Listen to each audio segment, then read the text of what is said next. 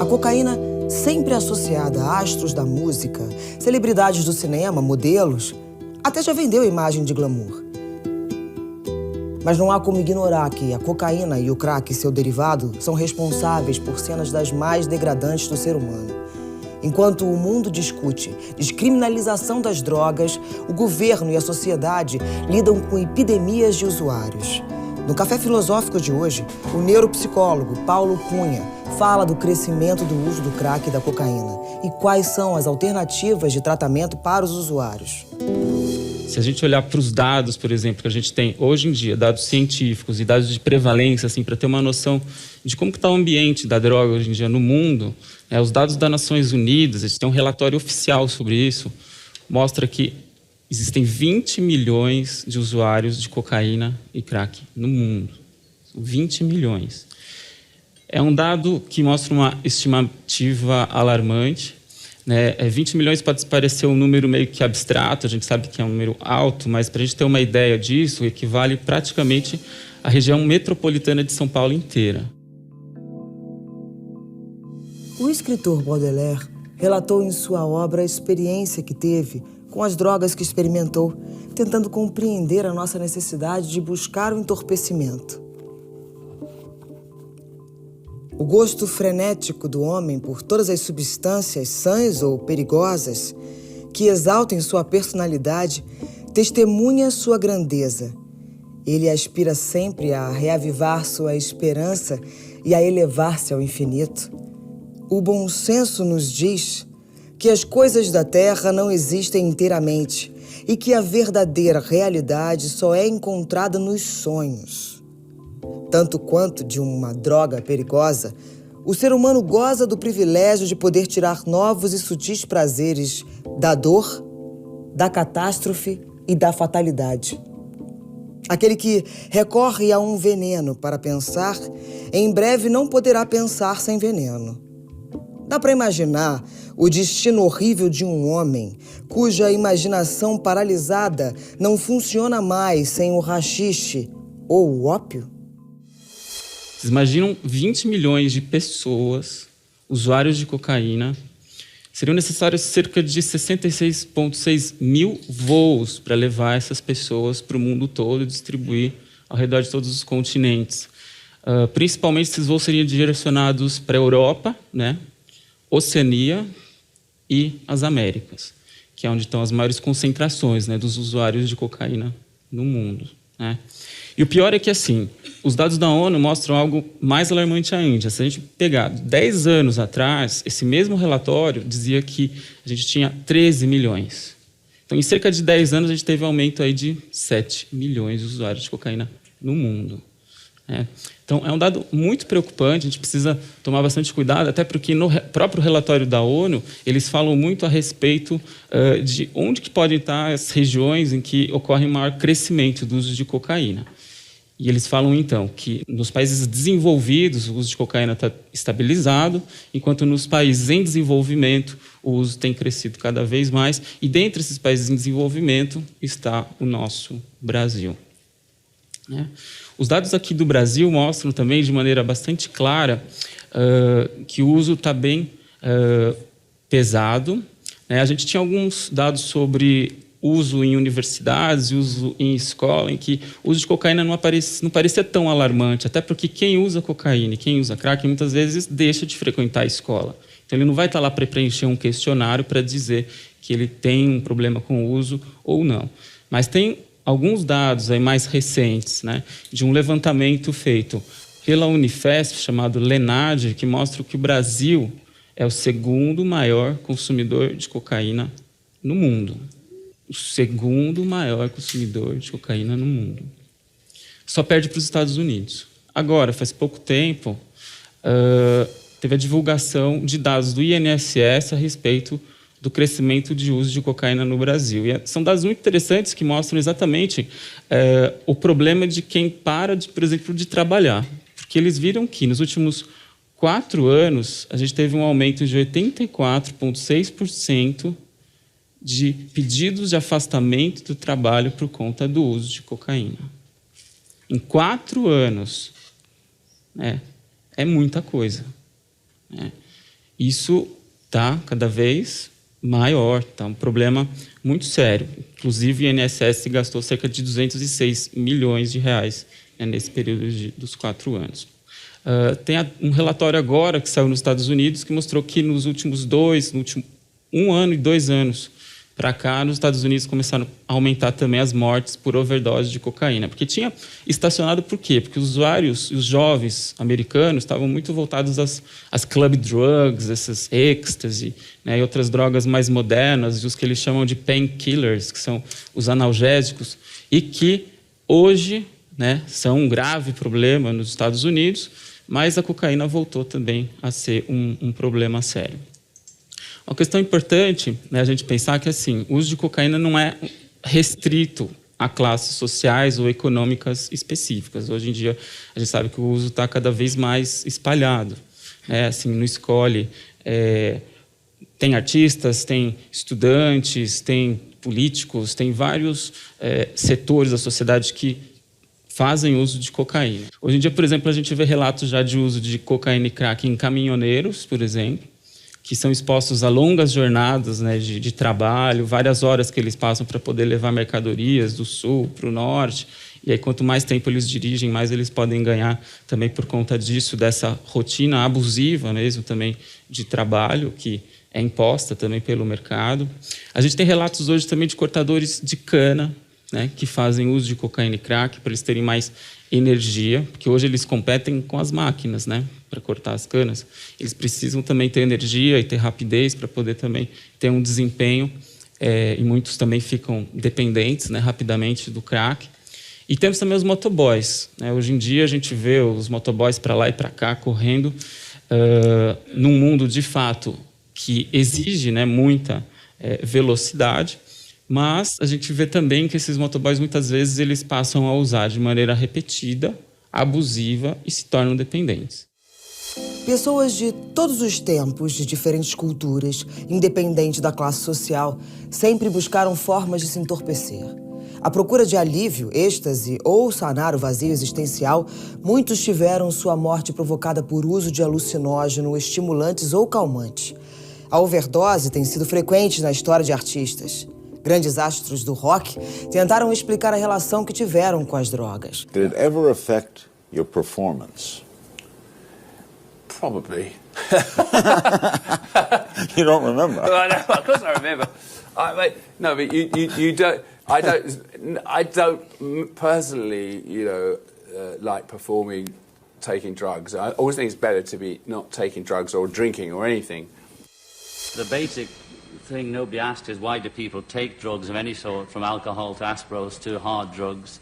And that question has to be resolved first before you think, well, what can we do for the poor drug addict? Why do we and you and anybody have to have these accessories to normal living to live? I mean, is there something wrong with society that's making us so pressurized that we cannot live in it without guarding ourselves against it? So it's that basic, the problem. I think if people are allowed to be a bit more free and express themselves, they wouldn't have to inhibit themselves by taking drugs to not be hurt. People take drugs and drink so as they don't feel what's going on around them. Uma música que foi lançada nos anos 70 e que faz sucesso até hoje fala da atração pela cocaína.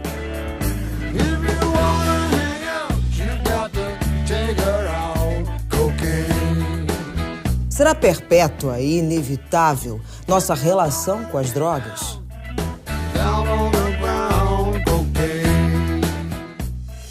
Um fato importante também a ser mencionado é que o perigo da cocaína é um pouco sorrateiro, vamos dizer assim, né? Porque a cocaína é uma droga que não causa efeitos tão claros, né? Pelo menos fisicamente ou aparentemente, assim, como no caso, por exemplo, do álcool, né? O álcool é uma droga que a pessoa bebe, depois de uma quarta, quinta dose, já começa a falar mole, fica desinibido, né?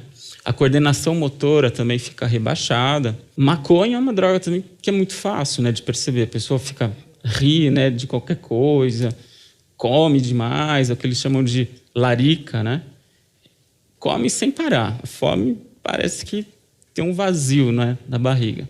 Já na cocaína, não. A pessoa fica, pasma, ela fica mais alerta, fica mais falante, Numa reunião social, ela pode ficar mais, interage melhor, conversa mais com as pessoas. Alguns começam a produzir mais o trabalho, começam até passar, às vezes, passa a noite estudando, né? Às vezes com o uso da cocaína, inicialmente, porque aos poucos ela vai, né, conquistando o cérebro da pessoa, né, pouquinho em pouquinho, até que ela sequestra totalmente o cérebro da pessoa, e aí vem a fase, de fato, prejudicial. O filme O Lobo de Wall Street mostra o cenário voraz da Bolsa de Valores nos anos 80 e 90. Key to success in this racket is this little baby right here. It's called cocaine. Right. It will keep you sharp between the ears. It'll also help your fingers dial faster. And guess what? That's good for me. Yes, sir. Revolutions. You follow? Revolutions. Keep the clients on the Ferris wheel. And it goes. The park is open 24/7, 365. Every decade, every goddamn century. That's it. Name of the game. No próximo bloco, a história do uso da cocaína.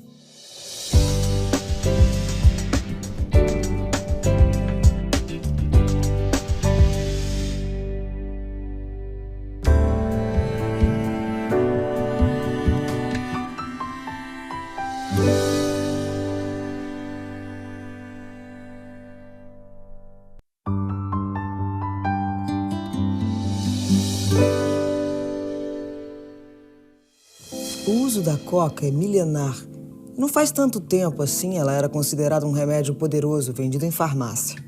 Na década de 20, o compositor Senhor escreveu sobre o fascínio por essa droga, alívio para as dores da vida. Só o vício me traz, cabisbaixa me faz.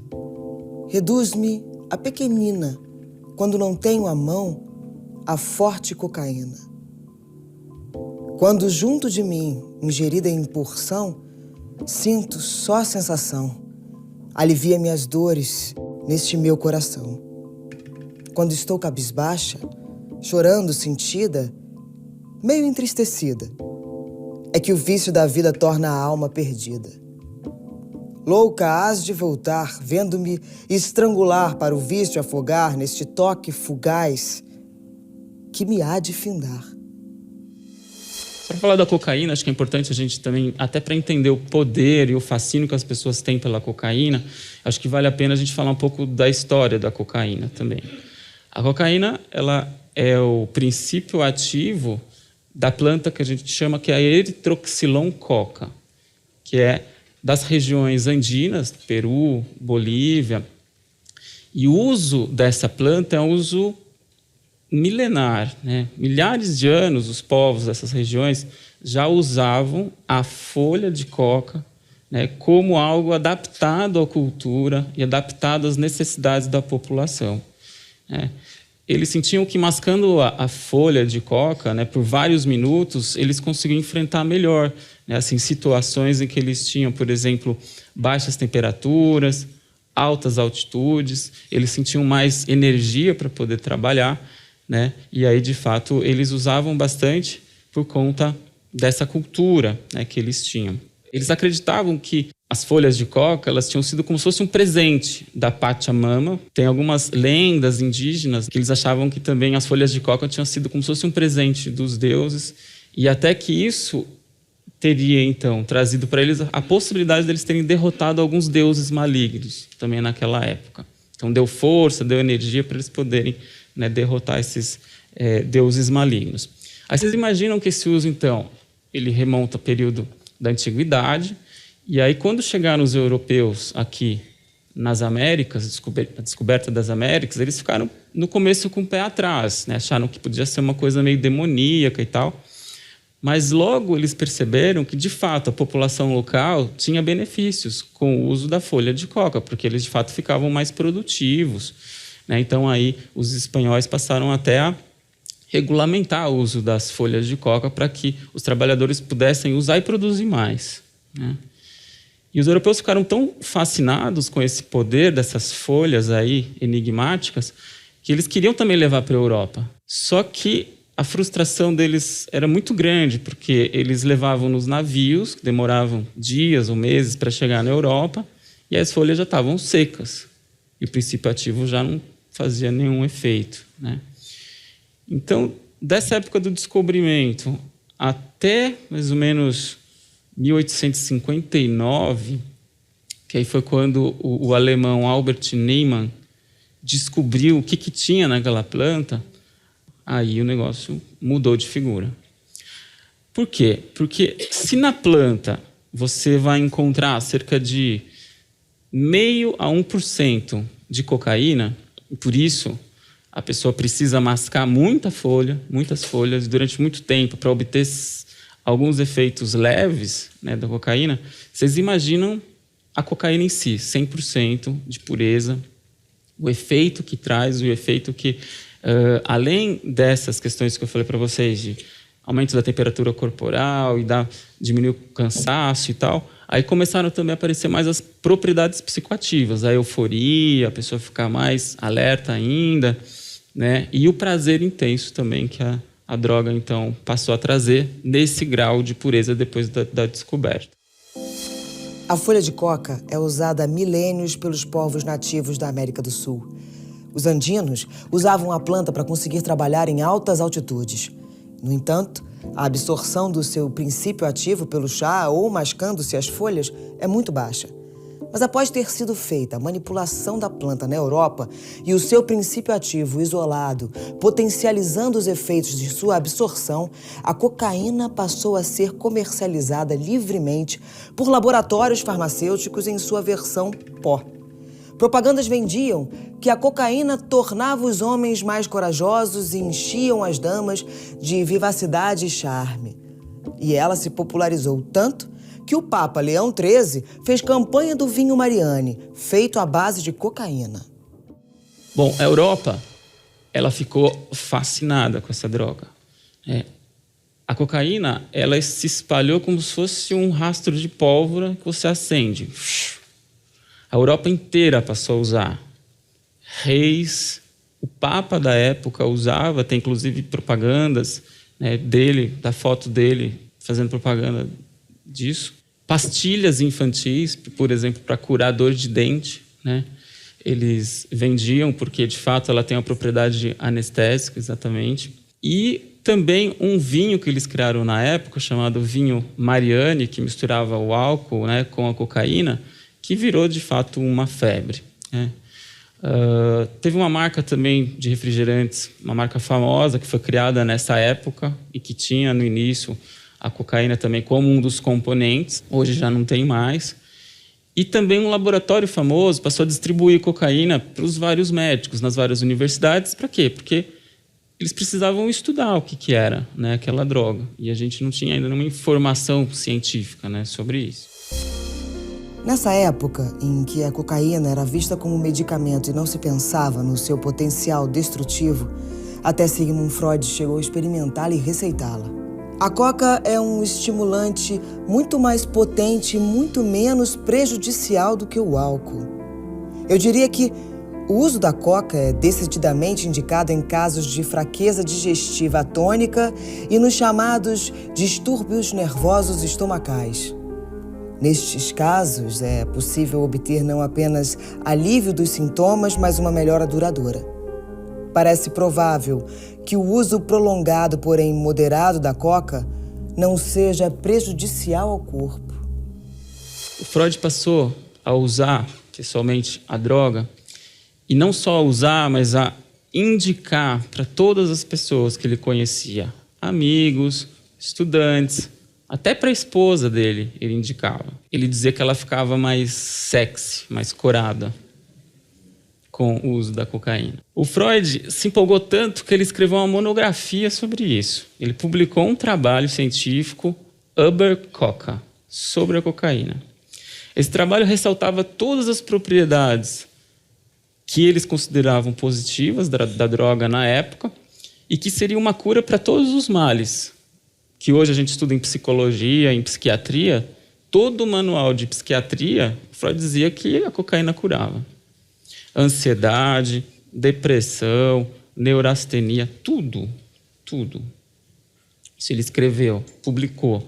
E é importante que a gente saiba que ele estava, de fato, num contexto em que o uso de cocaína era muito aceito, muito amplo, né? Então, não dá para crucificá-lo, porque ele, de fato, estava num momento, um contexto em que isso tudo acontecia, e ele, ávido, né, por sucesso, por fama, querendo também sustento, né, da família, ele se empolgou, mas se empolgou demais.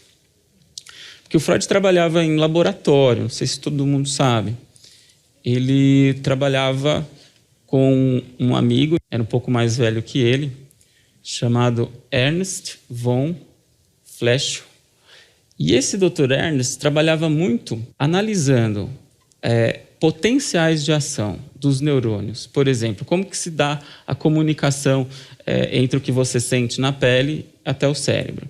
E esse Dr. Ernst trabalhava dissecando cadáveres. Nessa época, de fato, a pesquisa nessa área estava muito forte. E o Dr. Ernst ele realizava vários trabalhos científicos importantes.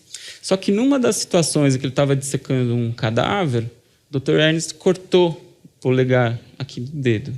Esse corte poderia parecer um corte normal, só que esse corte infeccionou. Infeccionou tanto que aí ele correu o risco de ter uma infecção generalizada.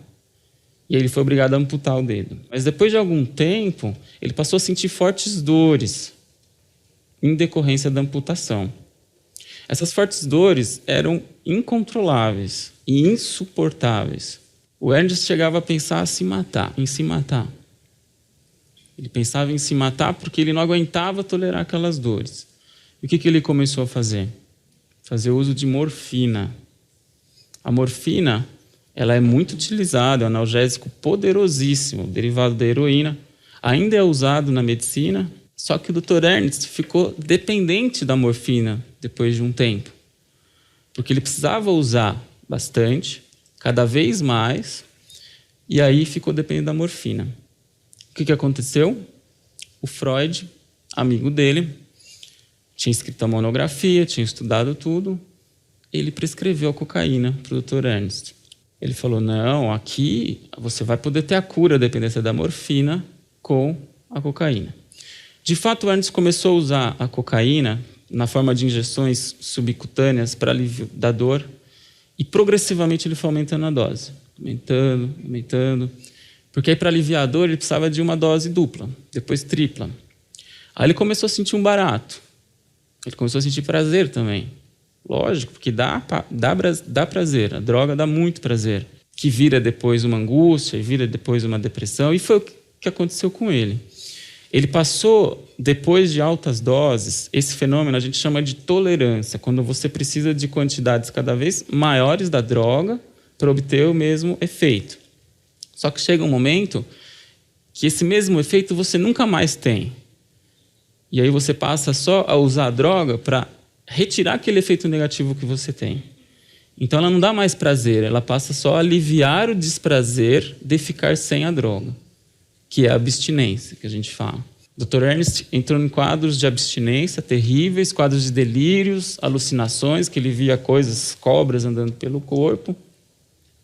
E aí vocês imaginem o grande amigo dele, Freud, como ele deve ter ficado do lado. Porque aí ele não tinha mais tratamento para prescrever para o amigo. Não tinha mais o que fazer. E, de fato, o Dr. Ernst, ele acabou falecendo aos seus 45 anos de idade. Bom, a culpa do Freud foi tamanha que ele pegou a monografia dele, refez. Ele retirou todos os pontos que ele falava de maneira positiva da cocaína. Ele fez uma revisão da monografia dele, para poder, então, tentar, entre aspas, reparar essa culpa, né? Alguns biógrafos, inclusive, falam que a culpa foi tão grande que, a partir daí, ele passou a querer inventar coisas, inventar métodos que não utilizassem nada de medicação, nenhuma medicação. Foi, então, que ele criou a psicanálise. De fato, a psicanálise é um método totalmente baseado na conversa, na terapia, o método da associação livre, fale o que vier à sua mente. Activity as a neurologist trying to bring the relief to my neurotic patient. I discovered some important new facts about the unconscious out of these findings through a new science, psychoanalysis. I had to pay heavily for this bit of good luck. Resistance was strong and unrelenting. In the end, I succeeded, but the struggle is not yet over. My name is Sigmund Freud. A seguir, a ação da cocaína no cérebro e como seu uso pode se tornar vício.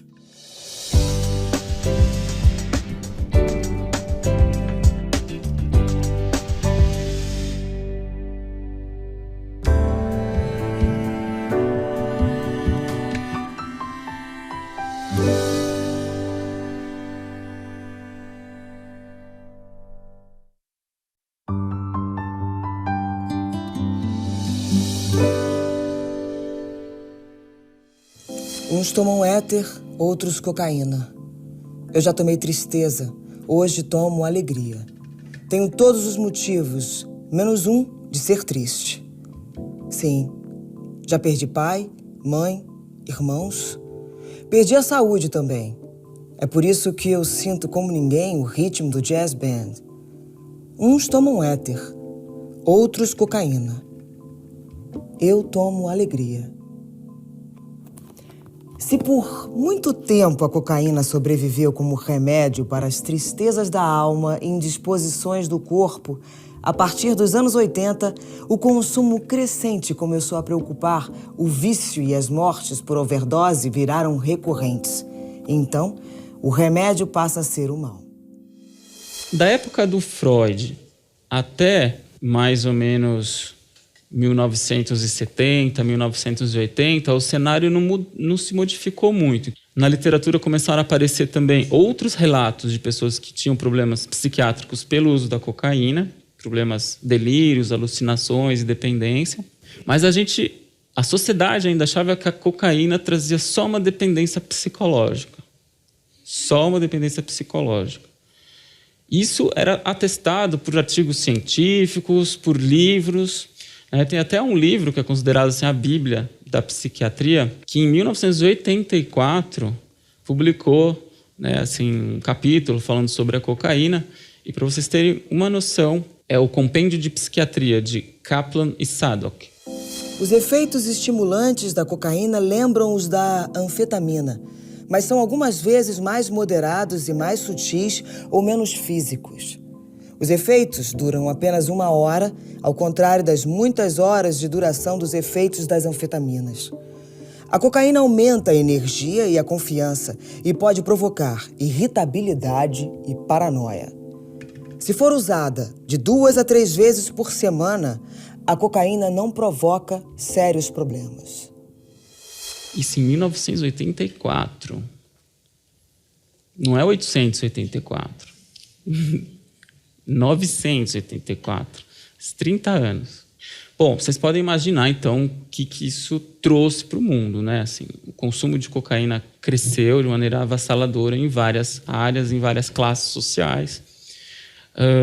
Existem filmes que mostram esse crescimento do uso da cocaína em São Paulo, no Rio de Janeiro. O filme Meu Nome Não é Johnny.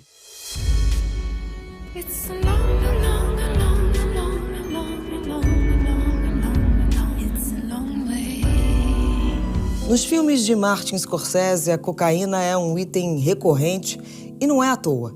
O diretor, que já admitiu ter sido viciado em cocaína, transferiu momentos de sua história com a droga para seus personagens.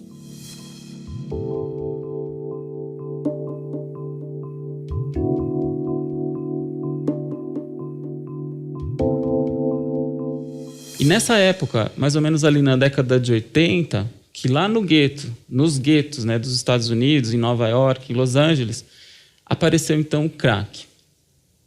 O cenário já não era dos melhores, já com relação à cocaína.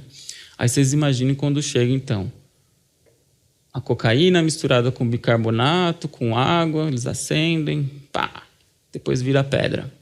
Fumou. A cocaína que levava alguns minutos para fazer o efeito, 8 segundos, fumou o crack, pum, já dá o twin que eles falam. 8 segundos. O poder do crack trouxe também problemas muito graves, que aí as pessoas passaram a usar muito e se tornarem dependentes muito rapidamente, mais rapidamente ainda, né, com o crack. O que aconteceu também foi que os dependentes de cocaína, que usavam a cocaína de maneira injetável, porque a cocaína injetável também faz os efeitos mais rápidos e mais intensos, eles também passaram a usar o crack. Por quê? Porque se a gente for lembrar, na época da década de 80, injetar droga tinha aquele perigo altíssimo de contrair o HIV. E o HIV naquela época era praticamente uma sentença de morte, né? Porque não tinha tratamento. Então a gente via as pessoas, de fato, que desenvolviam AIDS definhando. Então os usuários injetáveis passaram a fumar o crack. Depois, chegando aqui no Brasil, a gente viu que isso começou a aparecer entre, principalmente ali, meninos de rua, depois foi indo para outras camadas sociais e hoje o crack está espalhado. A gente vê nas notícias, na mídia, a gente vê pessoas conhecidas, como que isso, né, assim, virou algo assim, de fato, avassalador.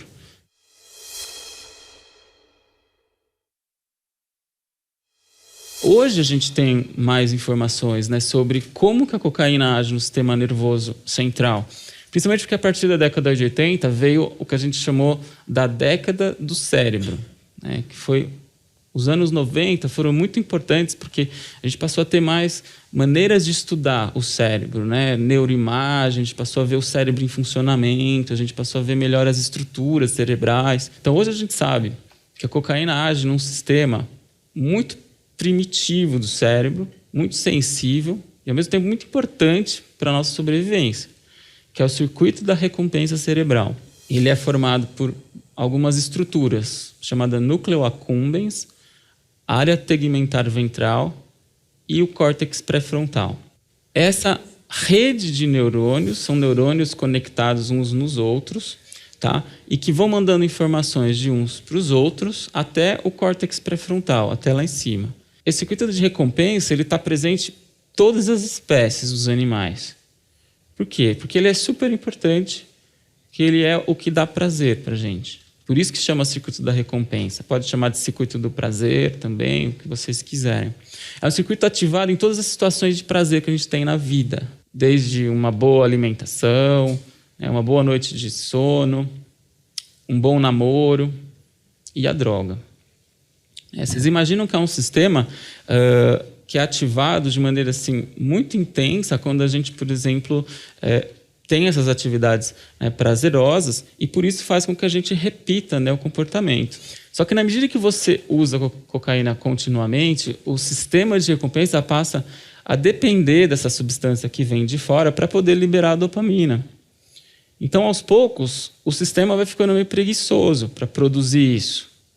Então, quanto mais o indivíduo usa cocaína, mais ele vai ter diminuição do funcionamento desse sistema. E ele vai ter, então, uma diminuição de prazer também em outras situações de vida que antes ele tinha prazer.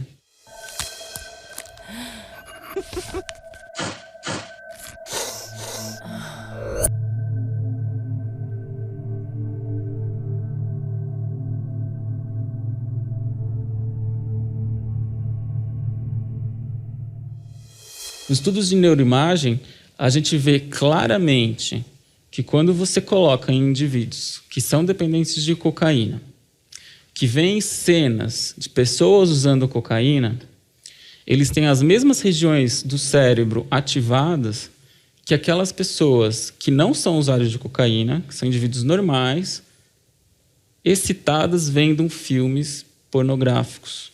A pessoa excitada vendo filme pornográfico tem as mesmas regiões ativadas que o dependente de cocaína quando ele vê a droga. Então, não é à toa que o indivíduo que é dependente de cocaína e crack, ele fatalmente ele deixa de sair com a namorada ou a menina com o namorado para uma noite de namoro para poder usar a droga. Então, eles trocam esses prazeres pelo uso da cocaína. Há um ponto em que, de fato, ele vai trocar tudo pelo uso de cocaína. A seguir, os possíveis tratamentos para usuários de crack e cocaína.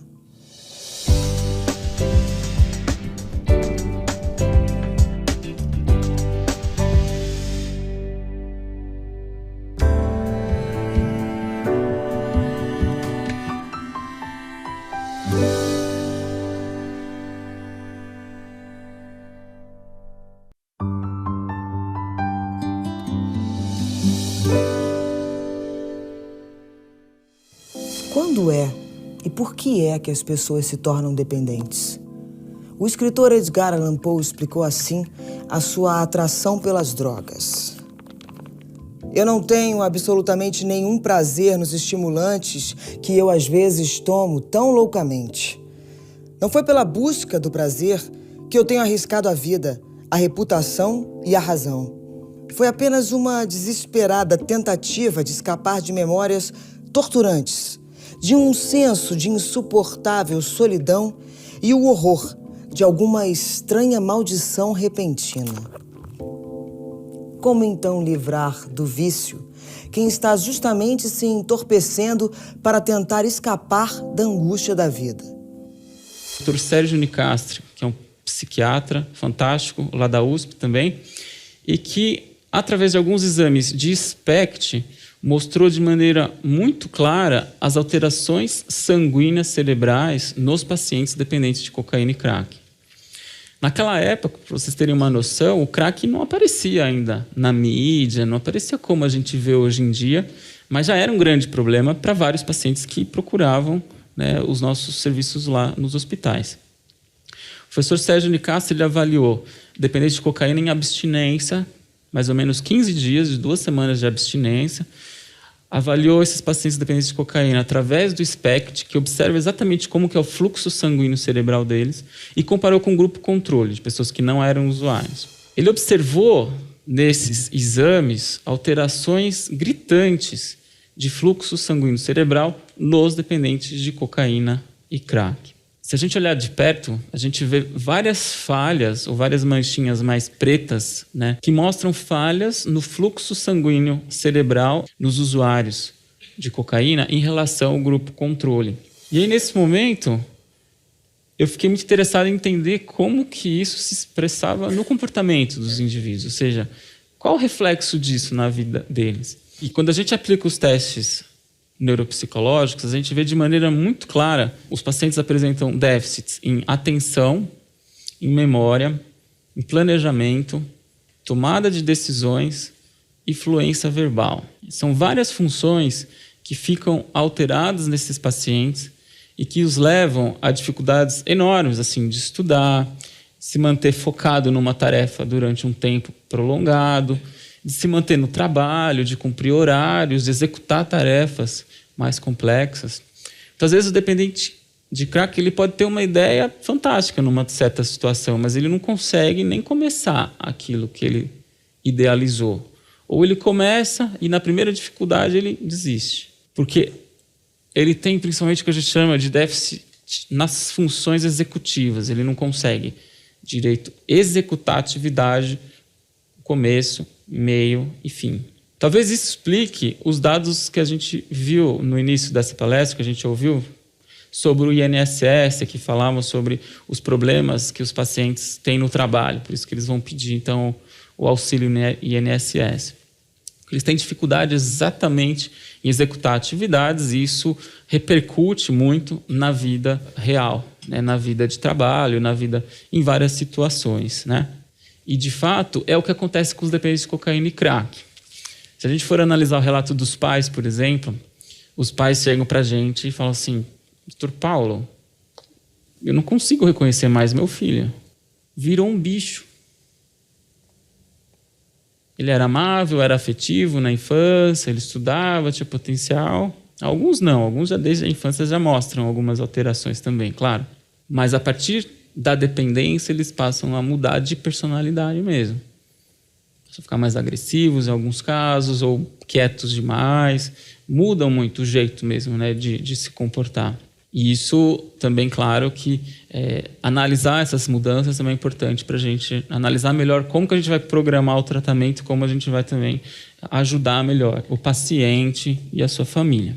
Como que é o tratamento? A gente sabe que dentro do tratamento da dependência de cocaína e crack existem muitos e muitos mitos, né? Um deles é aquele relacionado a gente pensar que será que vale a pena tratar se a pessoa não quer? É algo muito difícil de pensar, né? Porque é questão de respeitar a decisão do paciente, né? Mas, ao mesmo tempo, se a gente for analisar um paciente que não tem mais condições de decidir, porque eles decidem só reféns do comportamento do uso compulsivo da droga. Então, eles não são capazes de decidir pensando no futuro. Então, se eles não são capazes de decidir, o que a gente pode, né, fazer? Tem muita gente que acha que, bom, se ele não quer se tratar, então deixa. Bom, quando ele chegar no fundo do poço, aí ele vai querer. Só que às vezes esse fundo do poço é extremo. Às vezes ele morre, não dá nem tempo dele pedir ajuda. Então é um mito a gente achar que a pessoa precisa chegar no fundo do poço para ser ajudada. Às vezes, mesmo sem ela querer, ela pode ter uma ideia de que ela precisa de tratamento. E aí a gente já entra com estratégias que a gente chama motivacionais para fazer com que a pessoa se decida para se tratar. São as pessoas aí em dúvida, né? Já as pessoas que não querem se tratar mesmo, que batem o pé, dependendo do nível de prejuízo, a gente tem que agir, né? Um exemplo muito recente de como que isso deve ser revisto pela nossa sociedade é o da cantora Amy Winehouse. Amy Winehouse desenvolveu uma dependência seríssima, inclusive com o uso do crack, que transformou a personalidade dela de um jeito que ela passou a sofrer muitas alterações de comportamento e até problemas no próprio trabalho. Tem pessoas que foram nos shows dela aqui no Brasil que ela nem cantava direito.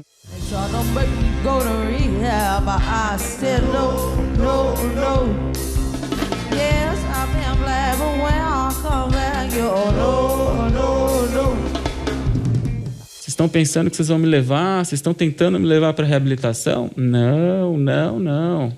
E é nesse contexto que a gente tem que pensar e refletir sobre, por exemplo, internação involuntária. A internação involuntária, em alguns casos, é o único meio de você tirar o sujeito desse ritmo de autodestruição que ele está. O único. Porque está com o cérebro danificado, funções neuropsicológicas alteradas, ele não consegue tomar as decisões pensando no futuro. Então, ele precisa de um freio. Infelizmente, a gente não tem ainda uma medicação eficaz para a dependência de cocaína. O FDA americano, por exemplo, não indica nenhuma medicação para tratamento da dependência de cocaína. E nós não temos, de fato, uma medicação eficaz para a dependência de cocaína. O que a gente tem são várias opções de medicações psiquiátricas que podem tratar as comorbidades. O que são as comorbidades? Morbidade é a doença em si. A dependência de cocaína é uma morbidade. Comorbidade é uma doença que está junto com a dependência de cocaína. Ela pode ser consequência, ela pode vir paralelamente, ou pode até causar dependência química. Entre as comorbidades mais comuns estão, por exemplo, o transtorno bipolar do humor, a depressão, a ansiedade e o transtorno do déficit de atenção e hiperatividade. São vários problemas psiquiátricos que podem ser tratados ao longo do tratamento do dependente químico paralelamente às questões de prevenção à recaída e que podem também, se o tratamento for feito de maneira correta, bem prescrita e controlada, diminuir as chances do paciente recair. Porque muitas vezes o paciente que tem a comorbidade de depressão, ele pode recair quando ele sente que está ficando deprimido. A terapia familiar é muitas vezes crucial para poder também modificar a forma como uma família lida e a forma como o paciente se relaciona também com a família. Por isso que, em alguns casos, a gente indica até um tratamento que envolva testes toxicológicos frequentes. Por que isso? Porque a gente quer verificar se ele usou ou não, se a gente quer policial e ficar ali monitorando. Não, nada disso. O que a gente quer é que o paciente entenda esse teste toxicológico como uma forma dele reconquistar a confiança que a família perdeu nele. Porque é normal, nesse processo da dependência, né, a família perder a confiança quase totalmente, né, nele. Só que aí, se ele vê a oportunidade de falar a verdade, eu não usei, e mostra através do teste toxicológico, por exemplo, com urina, que de fato ele não usou mesmo a droga, ele pode, com o tempo, também reconquistar essa confiança.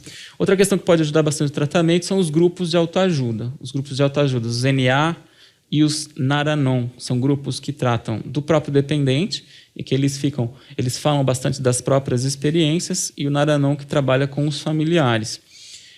Em que eles podem trocar experiência, em que eles podem pensar em novas estratégias. Eu acredito muito no trabalho aí da droga, porque eu também venho trabalhando há alguns anos.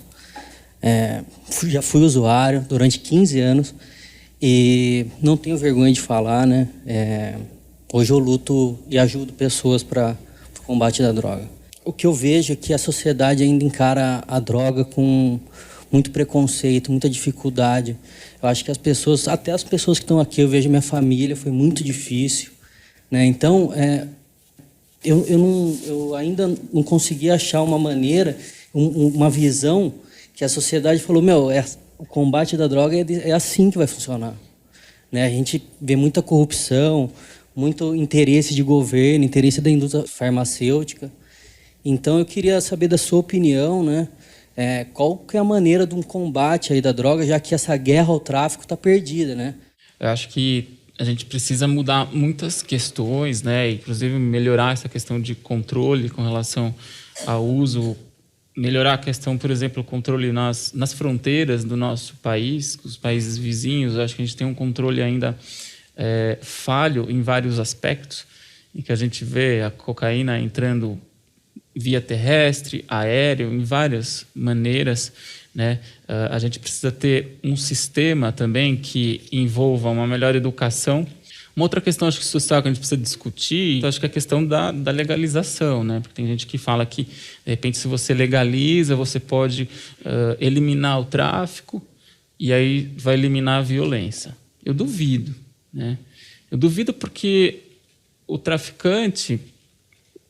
Eu não vejo chance de um traficante do Morro do Alemão elaborar um currículo assim que a droga for legalizada. Então, acho que é uma questão que a gente tem que também discutir, porque se a gente não tem um país que ainda não tem assim, um sistema educacional adequado, bem estruturado, acho que a gente ainda não está em condições, até porque as drogas que a gente tem legalizadas são muito mal controladas. Você vê os problemas que causam o álcool, o cigarro no Brasil. Não são drogas já legalizadas e que já nos causam muita dor de cabeça, né? Se a gente tivesse um controle já sobre isso e não tivesse tantos danos com álcool e tabaco, eu até pensaria que a gente estaria em condições de legalizar outras. Mas eu acho que são outros problemas aí pela frente que as coisas vão piorar.